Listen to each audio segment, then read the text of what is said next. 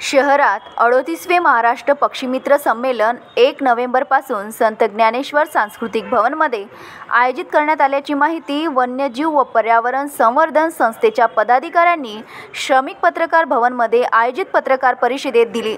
या संमेलनाच्या अध्यक्षस्थानी नियुक्त प्रशासकीय अधिकारी तथा मित्र या राज्य नियोजन संस्थेचे अध्यक्ष व मुख्यमंत्री यांचे मुख्य आर्थिक सल्लागार प्रवीण सिंह परदेशी हे राहणार आहेत। या संमेलनाचे उद्घाटन राज्याचे प्रधान मुख्य वन संरक्षक एम श्रीनिवास रेड्डी यांच्या हस्ते होणार आहे। यावेळी मनपा आयुक्त सौम्या शर्मा उपस्थित राहणार आहेत। तसेच मंचावर माजी महापौर व वक्फचे सल्लागार मिलिंद चिमोटे उपस्थित राहणार आहेत। तसेच संमेलन स्थळ असलेल्या संत ज्ञानेश्वर सांस्कृतिक भवन परिसराचे पद्मश्री मारुती चित्तमपल्ली पक्षीमित्र नगरी असे नामकरण करण्यात आले आहे, तर सभागृहाला सलीम अली सभागृह असे नामकरण करण्यात आले आहे।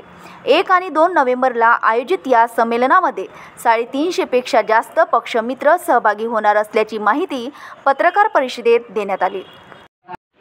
सचिव आहे आणि महाराष्ट्र पक्षीमित्र संघटनेचे ते अध्यक्ष आहेत आणि गजानन वाघ महाराष्ट्र पक्षीमित्र संघटनेचे कार्यवाह म्हणून काम करत आहेत आणि ग्रेट इंडियन बस्टर्ड म्हणजे मालडोक आहे।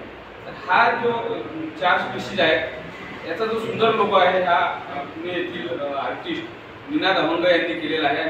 पक्षीमित्र अंतर्गत अमरावतीमध्ये वन्यजीव पर्यावरण संवर्धन संस्थेच्या यजमान पदाखाली दिनांक 1 आणि 2 नोव्हेंबरला 38व्या महाराष्ट्र पक्षीमित्र संमेलनाचं आयोजन करण्यात आलेलं आहे। हे संमेलन अमरावती येथील संत ज्ञानेश्वर सभागृहामध्ये 2 दिवस चालणार आहे आणि या संमेलनाचे संमेलनाध्यक्ष म्हणून आपल्याला महाराष्ट्राला माहीत असलेले वन्यजीव अभ्यासक आणि निवृत्त प्रशासकीय अधिकारी प्रवीण सिंह परदेशी संमेलनाच्या अध्यक्षस्थानी असणार आहे।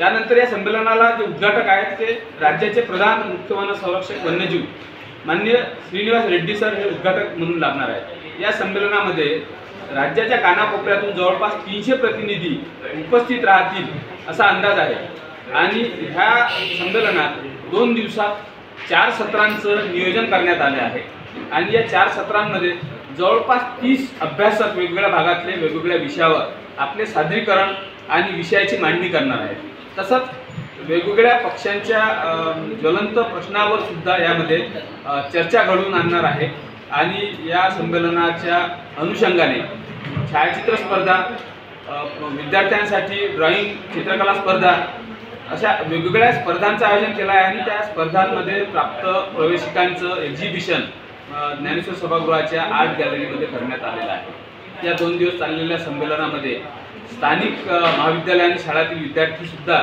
सहभागी व्हावेत अशी आमची इच्छा आहे, तर त्यांना आम्ही तसा प्रवेश तिथे देणार आहोत। तर ह्या संमेलनाला आपण यावं आणि 2 दिवस या पक्षांवर चाललेल्या चर्चेचा आस्वाद घ्यावा। अर्चना रक्षे, विदर्भ न्यूज, अमरावती।